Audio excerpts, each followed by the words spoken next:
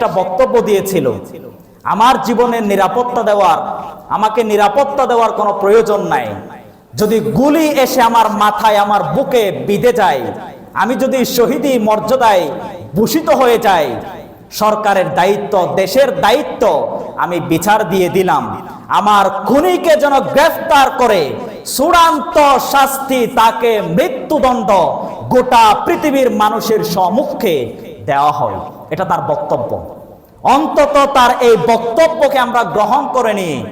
Interim government, অন্তর্বর্তীকালীন সরকার, ওনাদেরকে আমরা আহ্বান জানাই, ভাইটি মারা গিয়েছে, আল্লাহ তাকে শহীদি মর্যাদায় ভূষিত করেছেন, কবুল করো, কিন্তু তাকে যারা দিন দুপুরে হত্যা করেছে এরা যেন ছাড় না পায়, রাজনৈতিকভাবে তাকে যেন সহযোগিতা না করে চূড়ান্ত শাস্তির আওতায় আনা হয়, এই দাবি আমাদের সকলের থাকবে ইনশাআল্লাহ। এবং আল্লাহ তাআলা যেন তাকে শহীদি মর্যাদা দান করে এবং তার পরিবারকে যেন সবরে জামিল দান করে, সবাই বলে আমিন।